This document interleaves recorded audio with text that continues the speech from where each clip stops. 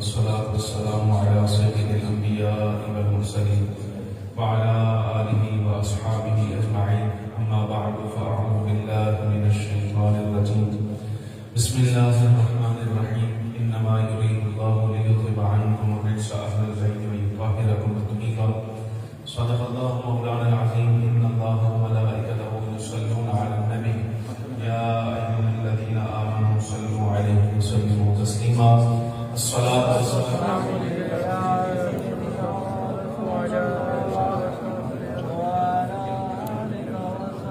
عليك يا سيدي يا رسول الله وعلى آلك وأصحابك يا سيدي يا حبيب الله. الصلاة والسلام عليك يا سيدي يا رحمة للعالمين وعلى آلك وأصحابك يا سيدي يا شفيع المذنبين. انتہائی عزت کے لائق، احترام کے لائق جملہ حاضرین و سامعین کرام، قرآن عزیز فرقان مجید کی ایک آیت مبارکہ آپ کے سامنے پڑھی ہے. انتہائی اختصاص کے ساتھ ایک یا دو باتیں حضرت سرکار وفات کے آیت میں آپ سیدنا دستگیر عالم حضرت غوث اعظم شیخ عبدالقادر جیلانی رضی اللہ تعالیٰ عنہ کی شان و عظمت کے حوالے سے آپ کے سامنے عرض کرنا مقصود و مطلوب ہے. گرامی مردان عظیم، اللہ تبارک و تعالیٰ قرآن حکیم میں ارشاد فرماتا ہے انما یرید اللہ لیذھب عنکم الرجس اہل البیت ویطہرکم تطہیرا. جزو نیز اللہ کا ارادہ یہی ہے کہ اے نبی کے گھر والوں، اللہ تم سے ہر طرح کی نالائق چیز کو دور کر کے تمہیں خوب پاک کر دے، ستھرا کر دے. سبحان اللہ. یہ آیت مبارکہ حضور پرنور سید العالمین صلی اللہ علیہ وسلم کی اہل بیت اطہار یعنی اولاد امجاد حضور کے اہل خانہ اور فخر عالم نور مجسم صلی اللہ علیہ وسلم سے تعلق رکھنے والے آپ کے خانوادہ سے متعلق ہے کہ اللہ رب العالمین جل وعلا اس خاندان سے متعلق ارشاد فرماتا ہے کہ ہمارا ارادہ ہے کہ ہم نبی پاک صلی اللہ علیہ وسلم کے ساتھ نسبت رکھنے والے ہر شخص کو خوب پاکی عطا کریں اور جو ناپاک اور نالائق چیزیں ہیں ہم ان سے دور کر دیں. اللہ رب العالمین جل وعلا نے اپنے ارادے کا اظہار فرمایا ہے. ہمارے ائمہ کرام میں سے حضرت علامہ سید محمود آلوسی حنفی رحمۃ اللہ تعالی علیہ ارشاد فرماتے ہیں، علامہ آلوسی علیہ رحمہ فرماتے ہیں اللہ رب العالمین جل وعلا نے حضور پرنور سید العالمین صلی اللہ علیہ وسلم کی نسبت کی وجہ سے حضور کے خانوادہ کو یہ شرف عطا فرمایا ہے کہ عام آدمی جب عمل کرتا ہے تو اس کے عمل کا قبول ہونا یہ اللہ تبارک و تعالیٰ جل وعلا کے فضل پر ہے، چاہے اللہ رب العالمین جل وعلا قبول فرمائے چاہے رد فرما دے. اور یہ بھی اللہ رب العالمین کی منشا و مرضی ہے کہ باری تعالیٰ جل وعلا اس نیک عمل کو قبول کر کے اس پہ ثواب عطا فرمائے یا نہ عطا فرمائے، اس کی منشا مرضی ہے. لیکن خانوادہ نبوت و رسالت کا اعزاز یہ ہے یا چاہے حضور کی ازواج ہوں، اولاد ہوں یا دیگر اہل بیت اطہار علیہم الرضوان، ان کا علامہ آلوسی فرماتے ہیں اعزاز یہ ہے جب یہ عمل کریں تو اس آیت مبارکہ کی وجہ سے ہمیں یہ معلوم ہوتا ہے ان کا احساس عام آدمی والا نہیں ہوگا. عام آدمی کے قبول ہونے نہ ہونے کا مدار اللہ رب العالمین جل وعلا کے فضل پر ہے.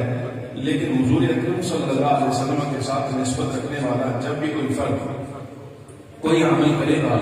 تو اللہ رب العالمین جل وعلا قطعاً اس کے عمل کو قبول بھی فرمائے گا اور اس پر ثواب بھی اس کا ضرور عطا فرمائے گا. سبحان اللہ. یہ آگے عالم صلی اللہ علیہ وسلم کی نبوت و رسالت کے ساتھ تعلق رکھنے والے ہیں. حضور کا خانوادہ، حضور کی اولاد اس سے پیش نظر ہے. علامہ آلوسی رحمۃ اللہ تعالی علیہ کی عبارت نقل کرنے کے بعد آپ ہمارے اہل سنت کے ائمہ کرام میں سے بہت بڑے امام ہیں، بہت بڑے بزرگ ہیں. اسی آیت مبارکہ کے تحت آپ ایک بات ارشاد فرماتے ہیں کہ اس زمانے کے اندر رب العالمین جل وعلا ایک بندہ ایسا ضرور ظاہر فرماتا ہے جو اپنے دور کے اندر حضرت رسول گرامی صلی اللہ علیہ وسلم کا نائب ہوتا ہے. یعنی وہ بارگاہ مصطفیٰ کریم صلی اللہ علیہ وسلم سے ظاہری اور باطنی فیضان حصول کرتا ہے، یعنی شرعی احکام کے بارے میں بھی اور عقائد و نظریات کے بارے میں بھی اور حقیقت و معرفت کے بارے میں بھی براہ راست دربار نبوی صلی اللہ علیہ وسلم سے احکام لیتا ہے اور وہاں سے فیضان لے کر آقا دو عالم صلی اللہ علیہ وسلم کی امت میں تقسیم فرماتا ہے۔ آج زمانے کے اندر ہوتا ہے، لیکن فرق یہ ہے نائب ہونا یعنی قطب ہونا۔ علامہ لوسی رحمۃ اللہ تعالیٰ علیہ فرماتے ہیں قطبیت اپنی جگہ رہ گئی، بعض احباب ایسے ہوتے ہیں کہ جن کی قطبیت بہت اعلیٰ ہے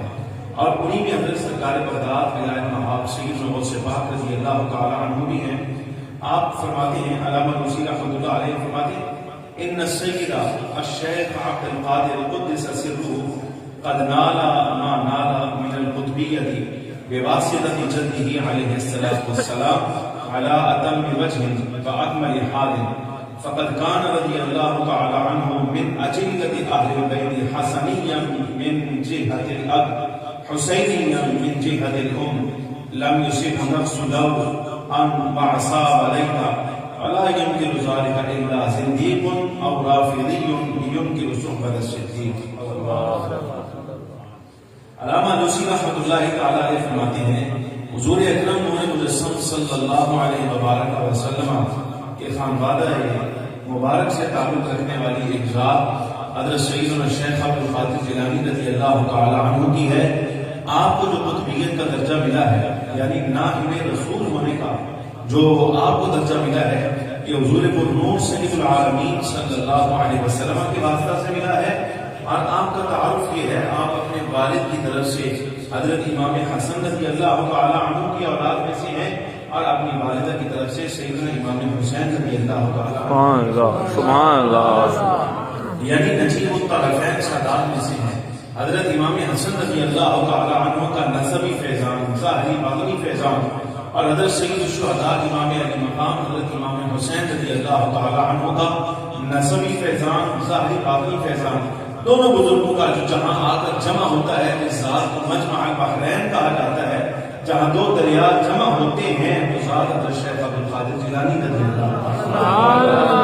اور آپ نے جملہ بڑا پیارا ارشاد فرمایا، علامہ لوسی رحمۃ اللہ تعالیٰ علیہ فرماتے ہیں کہ ہمیشہ یاد رکھنا، سرکار بغداد رضی اللہ تعالیٰ عنہ کے فضائل اور مناقب بیان کرنا یہ شاکی آدمی کا کام ہی نہیں، یعنی جس آدمی کے دل میں شک ہونا عقائد اور نظریات کے بارے میں، پتہ نہیں ایسا ہو سکتا ہے، نہیں ہو سکتا، یہ ہوگا وہ ہوگا، پتہ نہیں ایسے مناسب اہل بیت کے اندر یا اولیاء کرام کے اندر ہوتے بھی ہیں یا نہیں ہوتے۔ آپ فرماتے ہیں جو لو ان عصا اور لیتا کے چکر میں پڑا رہے، ایسا بندہ حضرت سرکار بغداد رضی اللہ تعالیٰ کی شان و عظمت نہ سمجھ سکتا ہے اور نہ ہی بیان کر سکتا ہے۔ اور ساتھ ہی آپ فرماتے ہیں حضرت سرکار بغداد ولایت مآب رضی اللہ تعالیٰ عنہ کی شان و عظمت کا اگر کوئی منکر ہے نا، تو یا تو زندگی آدمی ہوگا، بے دین آدمی، یعنی جو بے ایمان ہے، پکا بے ایمان آدمی زمانے کا، وہ حضرت سرکار بغداد رضی اللہ تعالیٰ عنہ کی ذات کا منکر ہوگا، آپ کے مرتبے کا منکر ہوگا، یا پھر کوئی ایسا شیعہ جو حضرت صدیق اکبر رضی اللہ تعالیٰ عنہ کو صحابی نہ مانتا ہو، وہ بندہ حضرت سرکار بغداد رضی اللہ تعالیٰ عنہ کو ولی برحق تسلیم نہیں کرے گا۔ یعنی جو بندہ جو عقائد کے اعتبار سے ٹھیک ہو، نظریات کے اعتبار سے ٹھیک ہو، اور باقی معاملات کے اعتبار سے، ظاہری باطنی اعتبار سے جس کا معاملہ اہل سنت و جماعت کے مطابق ہو اور طریقت کے مطابق ہو، یہ بندہ حضرت سرکار بغداد رضی اللہ تعالیٰ عنہ کا انکار نہیں کر سکتا۔ اور جو انکار کرنے والا ہے اس کے بارے میں فرماتے ہیں یا تو صدیق ہوگا یا صحبت صدیق اکبر رضی اللہ تعالیٰ عنہ کا منکر ہوگا۔ اللہ رب العالمین جل وعلا نے حضرت شہنشاہ بغداد رضی اللہ تعالیٰ عنہ کو رشد عطا فرمایا ہے۔ حضرت غوث سید احمد کبیر رفاعی رحمۃ اللہ تعالیٰ علیہ فرماتے ہیں، میں نے حضرت سرکار بغداد علیہ رضوان کو دیکھا ہے کہ آپ کے دائیں جانب میں جب میں نے نگاہ ڈالی تو مجھے شریعت کا سمندر نظر آیا، اور جب بائیں جانب میں نے نگاہ ڈالی تو مجھے طریقت کا سمندر نظر آیا۔ اور میں نے یہ منظر دیکھا ہے، سرکار بغداد کو اللہ نے بے نیازی عطا فرمائی ہے، یہ شان عطا فرمائی ہے، وہ اپنے دن رات کے لمحات میں جب چاہیں شریعت کے سمندر میں غوطہ لگا رہے، جب چاہیں تو حقیقت کے سمندر میں۔ سبحان اللہ،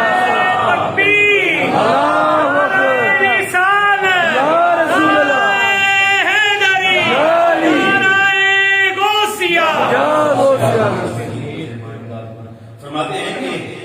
شریعت کا سمندر دائیں جانب نظر آتا ہے، حقیقت کا سمندر دائیں جانب نظر آتا ہے، اور اس بحر بے کنار کا غواص اگر کوئی نظر آتا ہے بیکفر، یعنی آنے واحد میں چاہے تو شریعت کے سمندر میں غوطہ لگائے، اسی لمحے چاہے تو حقیقت کے سمندر میں غوطہ لگائے، تو وہ سرکار بغداد رضی اللہ تعالیٰ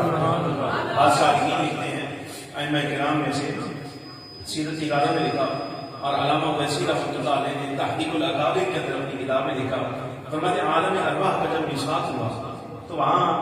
رب العالمین جل وعلا نے بس یہ آخری بات ہے جو سمجھا کے اس کے بعد ایک آدھ بات مزید کر کے آپ سے دعا کی طرف بڑھا کے علامہ ویسی لکھتے ہیں بعض بزرگان دین کا یہ نقاش پر مشاہدہ ہے، تو میں نے فرمایا کہ جب عالم ارواح میں میثاق ہوا حضور نور سید العالمین صلی اللہ علیہ وسلم سمیت سب انبیاء کرام علیہ السلام وہاں موجود تھے، اور سرکار کی رسالت کا اقرار ہونا تھا، وہاں اللہ رب العالمین جل وعلا نے اس میثاق سے بھی تھا، بلکہ میثاق الوہیت میں جس کا ذکر قرآن عزیز نے 9ویں پارے کے اندر کیا، جہاں رب العالمین جل وعلا نے فرمایا الست بربکم، کیا میں تمہارا رب نہیں ہوں؟ یہ میثاق عام تھا، یعنی سب لوگوں کی اول سے لے کے آخر تک ہر بندے کی روح جو ہے وہ یہاں موجود تھی، اور یہ کرام اور بزرگان دین علماء فرماتے ہیں کہ یہاں تقسیم یہ تھی کہ پہلی صف میں انبیاء کرام علیہ السلام موجود تھے،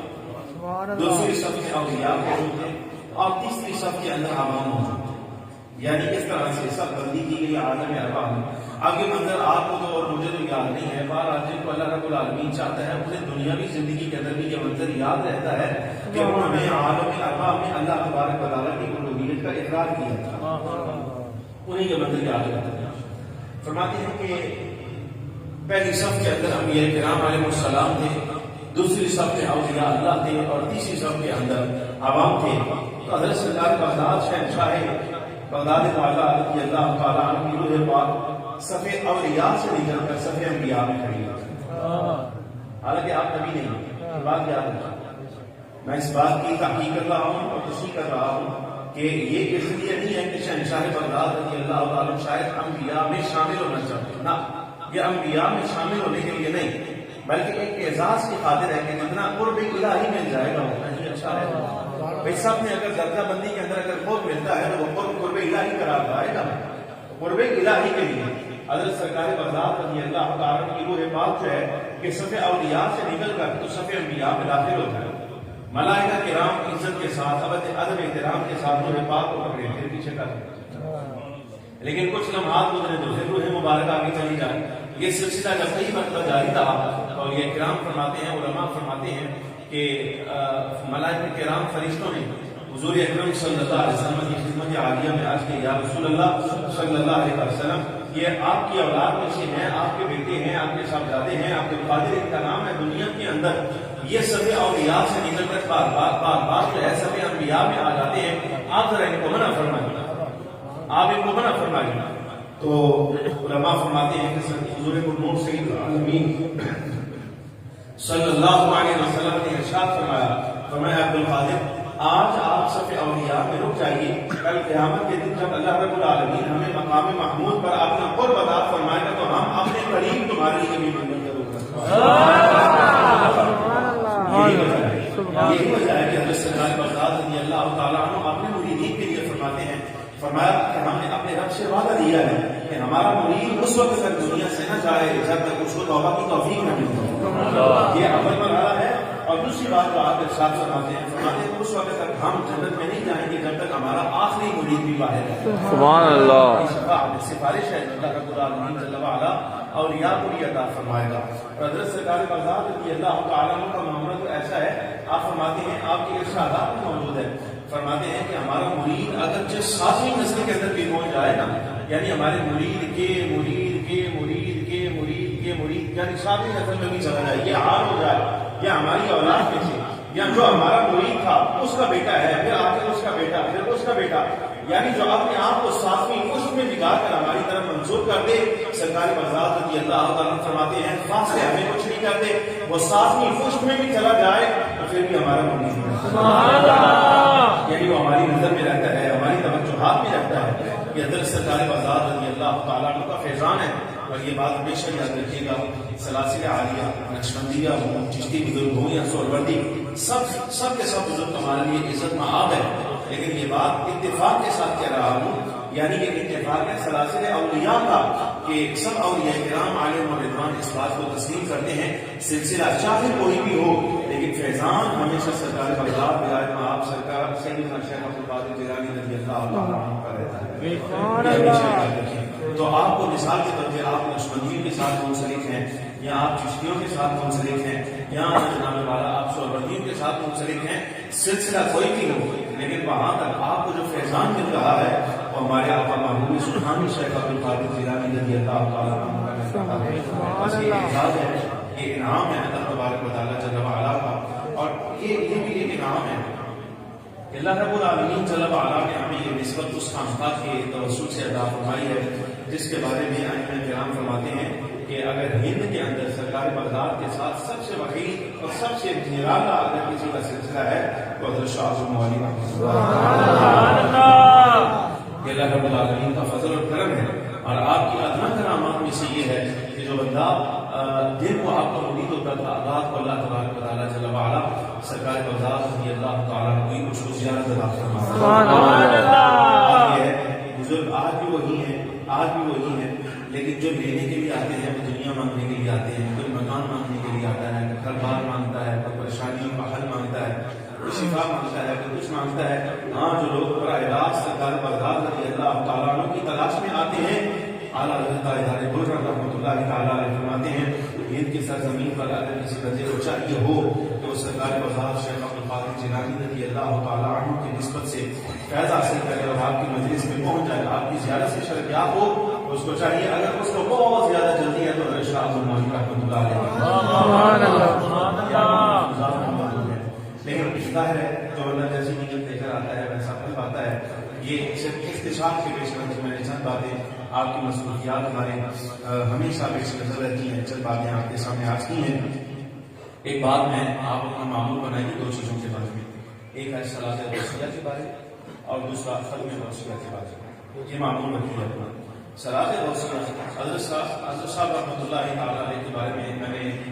بعض مقامات پر یہ بات پڑھی کہ مغرب کی نماز کے بعد روزانہ کی بنیاد میں جتنے لوگ، چونکہ آپ امامت یہاں خود فرماتے تھے اپنی مسجد شریف میں، تو آپ کا یہ معمول تھا کہ ہر روز مغرب کی نماز کے بعد کوئی بندہ یہاں سے صلاۃ غوثیہ کے نوافل پڑھے ہوئے نہیں جاتا،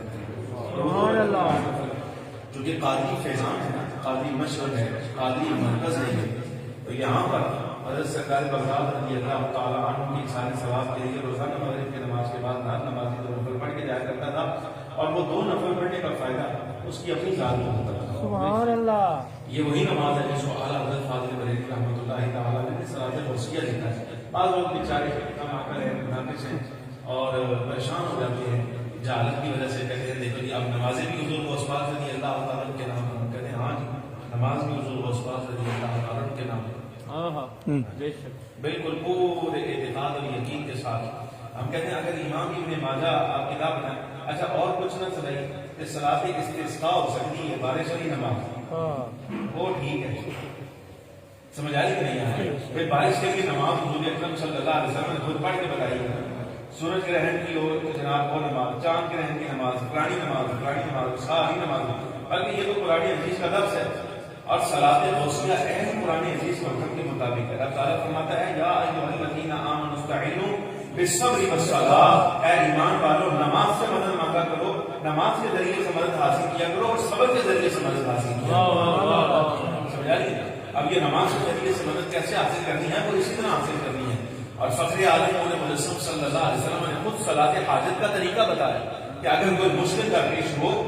درپیش ہو تو جناب والا تم نے 2 رکعت نماز نفل پڑھنی ہے، اور یہ تو صلاۃ غوثیہ کہا جاتا ہے نا کہ 2 رکعت نماز نفل پڑھنی ہے۔ یہ صلاۃ غوثیہ کا مطلب اگر جہالت کی وجہ سے کسی بندے کو یہ سبب آئے کہ شاید ہو سکتا ہے کہ 2 رکعت نماز نفل برائے غوث پاک رضی اللہ تعالیٰ عنہ میرا بغداد شریف واقعے سے امام سے اللہ اکبر، تو یہ تو کوئی طریقہ نہیں بھائی، طریقہ تو ہم نماز کا آپ کو بتا رہے ہیں، وہ 2 رکعت نماز نفل رضائے الہی کے لیے ہے، اور اس کا ثواب حضرت سرکار بغداد رضی اللہ تعالیٰ عنہ کے لیے ہے۔ صلاۃ غوثیہ اس کو اس لیے کہا جاتا ہے کہ یہ پڑھنے کا طریقہ حضرت سرکار بغداد نے خود عطا فرمایا۔ وہ اس لیے اس کو صلاۃ غوثیہ کہا جاتا ہے، نہ اس لیے کہ شاید ہو سکتا ہے وہ نماز ہم کو بغداد کی طرف منہ کر کے اور عراق کی طرف منہ کر کے پڑھتے ہیں، نماز وہ بھی قبلے کی طرف منہ کر کے ہی پڑھی جاتی ہے اور رضائے الہی کے لیے پڑھی جاتی ہے۔ سبحان ربی الاعلیٰ، سبحان ربی العلی، سبحان ربی العظیم، سارے اذکار وہی کیے جانے ہیں جو عام طور پر نوافل میں پڑھے جاتے ہیں۔ بس فرق اتنا ہے کہ ہر رکعت کے اندر پہلی رکعت میں بھی دوسری رکعت میں بھی سورہ فاتحہ شریف کے بعد 11 مرتبہ قل هو اللہ احد سورہ اخلاص پڑھیں، یہ پڑھ کے سلام پھیرنے کے بعد بغداد شریف کی طرف منہ کر کے، یہ قبلہ شریف ہے تو قبلہ شریف سے آپ تھوڑا سا دائیں بائیں بڑھے تو یہ آ جاتا ہے مدینہ طیبہ، یہ سب مدینہ طیبہ ہے، اور مدینہ طیبہ کی سب سے اور آپ تھوڑا سا دائیں طرف بڑھے تو یہ بغداد معلیٰ۔ ضروری نہیں کہ بالکل بغداد شریف کی طرف منہ ہونا چاہیے، بلکہ اس سمت میں جس طرف عراق اور بغداد ہے اگر ادھر بھی منہ ہو جائے تو یہ کافی ہے۔ سرکار بغداد فرماتے ہیں میرا مرید ہو کسی زمانے میں بھی ہو مشکل پیش آ جائے 2 رکعت نماز نفل اس طرح پڑھے کہ ہر رکعت کے اندر فاتحہ کے بعد 11 مرتبہ سورہ اخلاص شریف پڑھ کے سلام پھیرے اور بغداد کی طرف منہ کر کے 11 قدم چلے اور ہر قدم پر کہے یا شیخ عبد القادر جیلانی شیخ اللہ، تو میں اس کی ہر حاجت کو پوری کروں گا اور اس کی ہر مشکل پوری کرنے کی توفیق اللہ نے مجھے عطا کی۔ یہ روایت حضرت شاہ مولی رحمۃ اللہ تعالی علیہ سے سیغہ متکلم کے ساتھ اعلیٰ حضرت فاضل بریلوی نے فتاوی میں لکھی 29 جلد کے اندر، بات سمجھ آئی کہ نہیں؟ اور بعض روایات میں لفظ یہ ہیں وہ یہ عمل کرے ہر قدم پر یا شیخ عبد القادر جیلانی شیئا للہ المدد کہے، اللہ رب العالمین جل وعلا کوئی مشکل ہو ہر مشکل ٹال دے گا، کوئی حاجت ہو ہر حاجت کو اللہ تبارک و تعالیٰ پورا فرمائے گا۔ سبحان اللہ۔ ایک عمل تو یہ ہے، اور دوسرا عمل صلاۃ اس کا ختم غوثیہ شریف کا ہے، کوئی بزرگوں کا طریقہ ہے وہ بھی پڑھنا چاہیے، اس لیے اسی کے ساتھ صدر سرکار بغداد رضی اللہ تعالیٰ کے ساتھ تعلق بھی مضبوط ہوتا ہے اور بندہ آپ کے مریدوں میں کامل مریدوں کی سب میں داخل ہوتا ہے، رسمی مریدوں میں شامل نہیں ہوتا۔ رسمی مرید وہ ہوتا ہے بس جو بیعت کی اور اس کے بعد جناب والا بھائی ساری زندگی کبھی نظر ہی نہ آئے اور نہ حضرت سرکار بغداد رضی اللہ تعالیٰ کا نام لیا۔ یہی وجہ ہے کہ ہم جب بھی آپ سے بیعت لیتے ہیں تو ساتھ کہتے ہیں بھائی اب تم نے اپنے نام کے ساتھ حضرت غوث پاک کی نسبت لگانی ہے، کوئی نام بھی ہے تمہارا اب تم نے اپنے نام کے ساتھ قادری ضرور شامل کرنا ہے تاکہ پتہ چل جائے کہ حضرت سرکار بغداد رضی اللہ تعالیٰ کے مریدوں میں شامل ہے۔ دعا کریں اللہ تبارک و تعالیٰ جل وعلا حضرت محبوب سبحانی دل نورانی شیخ عبد القادر جیلانی رضی اللہ تعالیٰ عنہ کے فیضان سے ہم سب کو مستفید فرمائے، آخرت کے اندر اللہ رب العالمین آپ کی نسبت کا فیضان ہمیں عطا فرمائے۔